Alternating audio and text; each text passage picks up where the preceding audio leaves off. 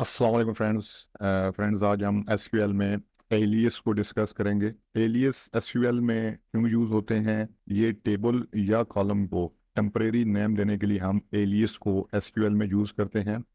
So SQL alias are used to give a table or a column in a table a temporary name. Alias are often used to make column names more readable. जब हमने columns के name को मोर readable बनाना हो, columns के name suppose कर लें बहुत बड़े बड़े कॉलम्स के नेम हैं जो रीडेबल नहीं है, या ऐसे कॉलम्स के नेम हैं जिनकी समझ नहीं आ रही, तो उनको हम रीडेबल नेम देने के लिए एलियस को एसक्यूएल में यूज करते हैं। इधर जो एक इम्पोर्टेंट नोट करने वाली चीज़ है कि जो एलियस होता है ये जितनी ड्यूरेशन के लिए हमारी क्यूरी होती है उतनी ड्यूरेशन के लिए एलियस एग्जिस्ट करता है। So an alias only exist for the duration of that query. Okay, मतलब कि अगर किसी हमने टेबल को नाम दिया है या हमने किसी कॉलम को टेबल के कॉलम को नाम दिया है तो वो सिर्फ उतनी देर के लिए एग्जिस्ट कर लेगा जितनी देर के लिए हम वो क्यूरी एग्जीक्यूट कर रहे हैं। ओके, जब वो अपने रिजल्ट दे चुकेगा उसके बाद उसका काम खत्म हो जाएगा। अब एलियस को हम क्रिएट किस तरह से करते हैं? एलियस को हम एज के कीवर्ड यूज करके एसक्यूएल की क्यूरी में क्रिएट करते हैं। फॉर एग्जांपल के तौर पे हम इसका पहले सिंटेक्स देख लेते हैं कि हमारे पास क्या है। सिलेक्ट का कीवर्ड है और कॉलम नेम है आगे हमारे पास। इसके बाद यहाँ पे एंट्री आती है एज के कीवर्ड की और आगे एलियस नेम, जो हम इस कॉलम को नया नाम देना चाहते हैं वो कॉलम का नेम आ जाता है और उसके बाद फ्रॉम जिस टेबल से हम इस कॉलम को ले रहे हैं उस टेबल का नेम आ जाता है। ये जो हमने सेंटेक्स देखा है ये कॉलम नेम के लिए है, अगर हम एलियस को कॉलम नेम के लिए यूज कर रहे हैं। अगर हम एलियस को टेबल नेम के लिए यूज कर रहे हैं तो फिर उसका सेंटेक्स क्या होगा? उसके लिए भी सिलेक्ट का कीवर्ड, कॉलम्स जो हमने उस टेबल में से सिलेक्ट करने हैं उन कॉलम्स के नेम होंगे, उसके बाद फ्रॉम टेबल का नेम होगा और उसके आगे एस का कीवर्ड और एलियस नेम जो हम उस टेबल को नेम देना चाहते हैं वो नेम आ जाएगा। ओके, ये क्यूरी होगी हमारी जब हमने टेबल को एलियस नेम देना है और ये क्यूरी होगी जब हमने किसी कॉलम को टेबल के कॉलम को एलियस नेम देना है। ओके, सो अब हमने एलियस को देख लिया कि एलियस क्यों यूज होता है हमारे एसक्यूएल की क्यूरी में या एसक्यूएल में। अब हम इनकी प्रैक्टिकल एग्जांपल्स देखते हैं। उसके लिए हम अपने जो एसक्यूएल का नॉर्थ विंड डेटाबेस है उसके दो टेबल्स यूज करेंगे। एक हमारे पास कस्टमर्स का टेबल है और एक हमारे पास ऑर्डर्स का टेबल है।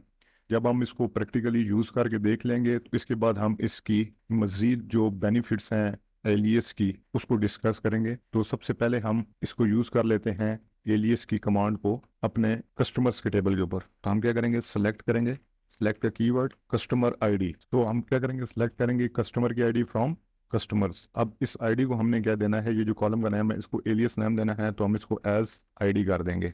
और इसके बाद हमारे पास कस्टमर्स का टेबल है। अगर हम किसी और भी टेबल को नाम देना चाहते हैं, फॉर एग्जांपल यहाँ पे हम एक और टेबल ले लेते हैं, टेबल कस्टमर्स का ही है, इसमें हम कॉलम ले लेते हैं customer company name as customer. Okay, हमने क्या किया, हमने ये हमारी सिलेक्ट की क्यूरी है, इसने क्या किया कि एक कस्टमर आईडी ली किस टेबल में से, ये देख सकते हैं आप कस्टमर आईडी, और इसको क्या सिंपल नेम दे दिया आईडी का, एलियस नेम इसका क्या है आईडी। और यहाँ पे दूसरी चीज हमने क्या ली, कंपनी नेम, और इसको हमने एलियस नेम क्या दे दिया है, इसको सिर्फ कस्टमर का नेम दे दिया है। ओके, कंपनी नेम की जगह भी कस्टमर आ जाएगी। और टेबल हम कौन सा यूज कर रहे हैं, टेबल हम यूज कर रहे हैं कस्टमर्स का। ओके, आगे सेमीकोलन टर्मिनेटर। अब देखते हैं ये हमें क्या रिजल्ट रिटर्न करता है। यहाँ पे आप देख सकते हैं कस्टमर आईडी लिखा है और कंपनी नेम लिखा है। अब ये कॉलम्स के नेम चेंज हो जाएंगे। अब देख सकते हैं यहाँ पे हमारे पास क्या आ गया, आईडी आ गया। ओके, अब इस हमारी क्यूरी ने क्या किया है कि सिलेक्ट किया है, एसक्यूएल हमने स्टेटमेंट क्रिएट किया है और उस स्टेटमेंट में हमने दो एलियस क्रिएट किए हैं, one for customer ID and another for company name. Okay, इस तरह से एलियस काम करते हैं।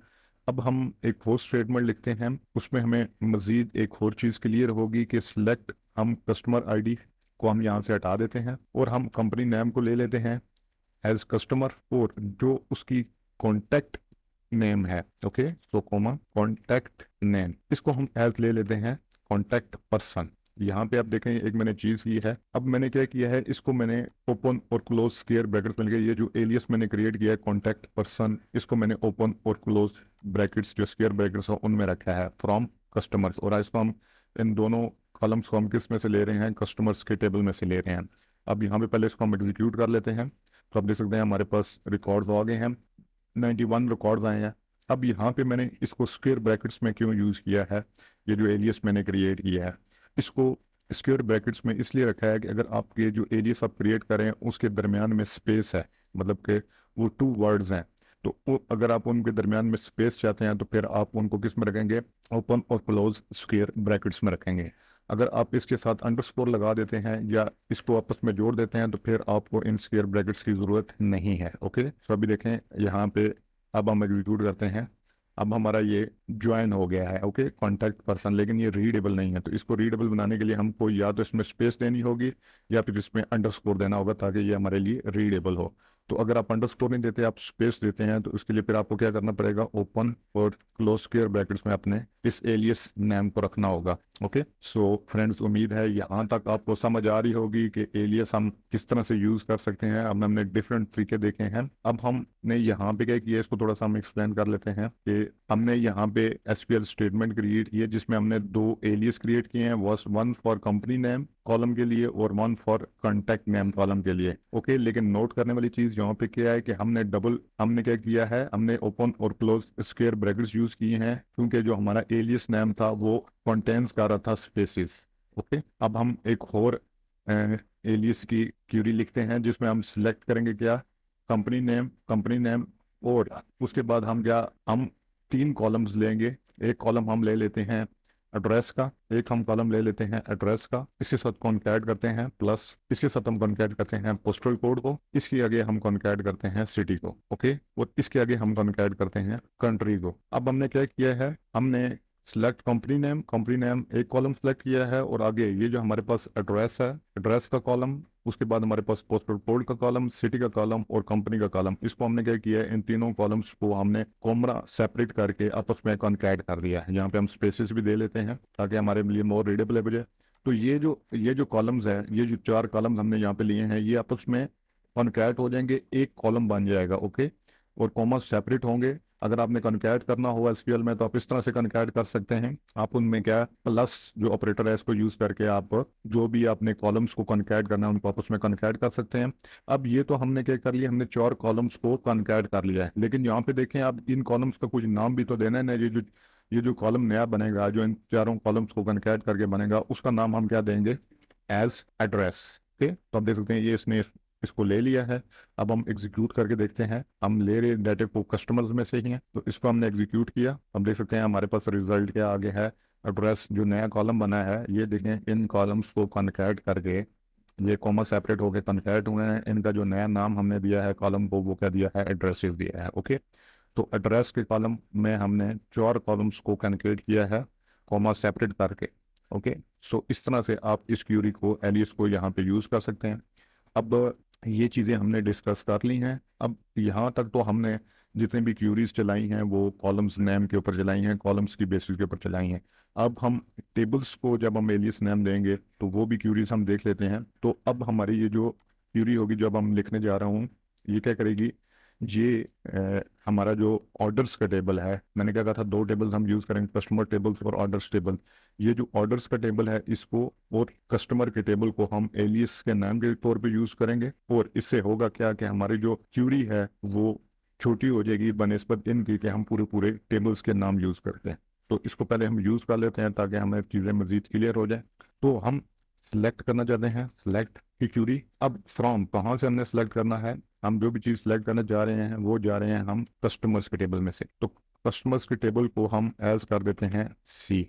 तो अब हमारे टेबल का नाम क्या हो गया, सी हो गया। अब हम इसमें से जो जो भी कॉलम लेना चाहते हैं उनको हम सी से यूज करेंगे। ओके, तो हम क्या करते हैं, हम कहते हैं कि सी डॉट कंपनी नेम। तो अब देख सकते हैं हमारा एरर रिमूव हो चुका है। अब ये हमारे पास पूरे यहाँ पे अगर हम सी की जगह पूरा कस्टमर्स डॉट कंपनी नेम लिखते तो वो हमारे लिए काफी बड़ा हो जाता। तो हम इसकी जगह सिंपल क्या कर रहे हैं, C dot companies name, okay, from customers, ये एक चीज। और कोमा ऑर्डर को हम क्या यूज कर रहे हैं, हम दूसरा टेबल हम क्या ले रहे हैं, ऑर्डर्स।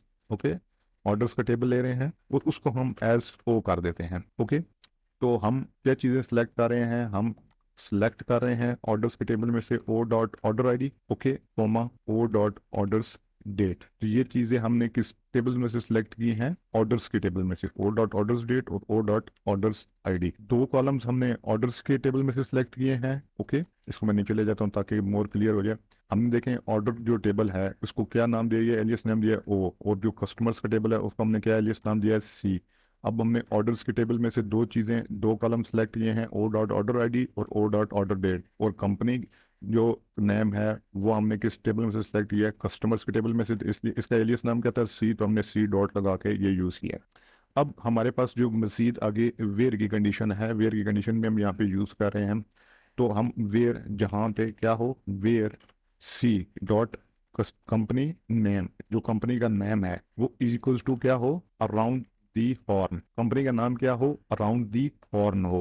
ओके, और एंड साथ हमारे पास एंड की क्यूरी है, एंड हमारे पास जो सी डॉट कस्टमर आईडी है, जहाँ पे सी डॉट कस्टमर आईडी वो किसकी इक्वल हो, O dot customer ID. Okay, so हम ऑर्डर्स आईडी, ऑर्डर्स डेट और company name, orders ID orders date हम ऑर्डर्स के टेबल में से सिलेक्ट कर रहे हैं और कंपनी नेम हम कस्टमर्स के टेबल में से सिलेक्ट कर रहे हैं। अब हमने आगे कंडीशन क्या लगाई है, जहाँ पे company name around the horn हो, ये एक कंडीशन होगी, और साथ में जो कस्टमर की आईडी है, जो कस्टमर की आईडी है जो हमने इस कस्टमर्स के टेबल में से ली है, वो किसकी इक्वल हो, जो ऑर्डर्स में जो कस्टमर की आईडी है उसकी इक्वल हो।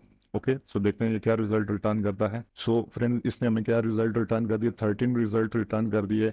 ये जो ऑर्डर आईडी है, ये ऑर्डर आईडी किस में से आई, हमारे ऑर्डर्स के टेबल में से आई, ऑर्डर डेट ऑर्डर्स के टेबल में से आई, और कंपनी का नाम क्या है, अराउंड दी हॉर्न है। ओके, तो हमने क्या किया है कि हमने ये जो कस्टमर था, इस कस्टमर के तमाम ऑर्डर्स जो ऑर्डर्स टेबल में थे, वो हम किस किस डेट को उसने कौन कौन सा ऑर्डर किया है वो हम सामने ले आए हैं। एलियस को यूज करते हैं, आप देख सकते हैं यहाँ पे ऑर्डर आईडी, ऑर्डर्स डेट और कंपनी नेम है, लेकिन उनकी जगह हमने क्या था, यूज किया था ओ डॉट ऑर्डर्स, और कस्टमर ऑर्डर्स के लिए हमने ओ एलियस यूज किया, कस्टमर्स के लिए हमने सी एलियस यूज किया है। ओके, सो अब ये मैंने क्या बताया था कि ये हम एलियस किस लिए यूज करते हैं, to make the SQL charter, जो हमारी एसक्यूएल क्यूरी है उसको हम शॉर्ट करने के लिए। अगर हम इसी एसक्यूएल की क्यूरी की जगह ये इनको एलियस नाम ना दें, तो हमें क्या करना पड़ेगा, यहाँ पे कस्टमर्स, ये देखे ना, अभी अगर हम इसको यहाँ पे ये नाम नहीं देते, ठीक, और यहाँ पे भी एलियस नाम नहीं देते, तो हमको क्या करना पड़ेगा, हमको ओ की जगह ऑर्डर्स यूज करना पड़ेगा। ओके, और यहाँ पे भी हमें ऑर्डर्स यूज करना पड़ेगा। ओके, और कंपनी की जगह पे हमें क्या यूज करना पड़ेगा, कस्टमर्स, क्योंकि ये कस्टमर्स में से हम ले रहे हैं, और यहाँ पे हमारे पास दोबारा से कंपनी की जगह क्या लेना पड़ेगा, कंपनी नेम हम कस्टमर्स में से ले रहे हैं तो इसकी जगह कस्टमर्स यूज करना पड़ेगा, यहाँ पे दोबारा से कस्टमर्स यूज करना पड़ेगा, और लास्ट में यहाँ पे हमें ऑर्डर्स यूज करना पड़ेगा। तो अब देख सकते हैं हमारी क्यूरी काफी बड़ी हो गई है। सो इस सारी चीज से बचने के लिए, अपनी क्यूरी को शॉर्ट करने के लिए, अब हम दोबारा से पहले इसको एग्जीक्यूट करते हैं, तो आप देख सकते हैं वही रिजल्ट रिटर्न हुए हैं, लेकिन इस दफा हमारी क्यूरी क्या हो चुकी है, काफी बड़ी हो चुकी है। तो इस चीज से बचने के लिए हम क्या यूज करते हैं, टेबल्स नेम के साथ एलियस को यूज करते हैं। तो ये तो हमने सारी डिस्कशन कर ली कि एलियस को हम किस तरह कॉलम नेम के ऊपर के साथ यूज कर सकते हैं और किस तरह टेबल्स नेम के साथ यूज कर सकते हैं। तो इसके हमने कुछ यूजफुल चीज़ें भी देखी, ये क्यूरी को हमारी शॉर्ट कर देती है एलियस। तो एलियस की अब एंड में हम इसको समराइज करते हैं। तो एलियस क्यों यूजफुल है, क्योंकि जब more than one tables involve हों, जैसे कि यहाँ पे हमारे पास दो टेबल्स इन्वॉल्व थे, तो उसके लिए हम एलियस को यूज करते हैं ताकि हमारी जो क्यूरी है वो शॉर्ट हो जाए। जब हम अपनी एसक्यूएल में, जो हम आगे इंशाल्लाह देखेंगे, फंक्शंस को यूज कर रहे हो क्यूरी में, तो वहाँ पे हम एलियस को यूज करते हैं। जब कॉलम्स के नेम, ये तीसरा पॉइंट है, जब कॉलम्स के नेम बिग हों, बड़े हों, और वेरी रीडेबल ना हो, तो वहाँ पे हम एलियस को यूज करते हैं। और जब दो या दो से ज्यादा कॉलम्स को हमने आपस में कंबाइन करना हो, तो वहाँ पे हम एलियस को यूज करते हैं। ओके, तो ये कुछ बेनिफिट्स से, अब हमने जो जितनी भी चीज़ें डिस्कस की उनकी बेसिस के ऊपर हम क्या करते हैं, हम एक एक्सरसाइज कर लेते हैं मिल के, ताकि हमें मजीद चीज़ें क्लियर हो जाए। अब हमने क्या करना है, हमने एक क्यूरी लिखनी है जिसमें हम डिस्प्ले कराएंगे कस्टमर्स टेबल्स में, कस्टमर टेबल्स में से हम क्या डिस्प्ले करवाएंगे, पोस्टल कोड डिक्लेयर कराएंगे, लेकिन उस पोस्टल कोड की जगह पे हमने एलियस नेम यूज करना है, PNO। ओके, सो हम इसको किस तरह से करेंगे, सो सबसे पहले हमने सिलेक्ट फ्रॉम कस्टमर्स, हमने कस्टमर्स टेबल में से सिलेक्ट करना है, कुछ कॉलम एक सिलेक्ट करना है। कौन सा कॉलम सिलेक्ट करना है, हमने पोस्टल कोड वाला, और इसको एलियस नाम क्या देना है, एज PNO। ओके, ये हमने इसको नाम देना है, और इसके अलावा हमने इसके साथ क्या और कॉलम भी लेना है, हमने इसके साथ एक एड्रेस का कॉलम भी लेना है। एड्रेस के कॉलम को हमने कोई एलियस नाम नहीं देना है, तो हमने एड्रेस को यूज किया, कॉलम नेम को और पोस्टल कोड नेम की जगह हमने PNO यूज कर लिया, तो हमारे पास क्या आ गया, हमारे पास रिजल्ट्स आ जाएंगे, जिसमें हमारा जो पोस्टल कोड है जो कॉलम वो PNO उसको नेम चला जाएगा। तो देखते हैं एग्जीक्यूट करके। अब देख सकते हैं हमारे पास 91 रिकॉर्ड रिटर्न करें, जिसमें एड्रेस का कॉलम तो वैसे ही है जो हमारे एड्रेस के कॉलम का नेम था, लेकिन हमारा जो पोस्टल कोड वाला कॉलम है इसका नाम क्या चेंज हो गया है, PNO चेंज हो गया है। ओके, तो उम्मीद है फ्रेंड्स मेरी इस वीडियो ने आपकी थोड़ी बहुत हेल्प की होगी। अगली वीडियो तक के लिए फ्रेंड्स अल्लाह हाफिज़।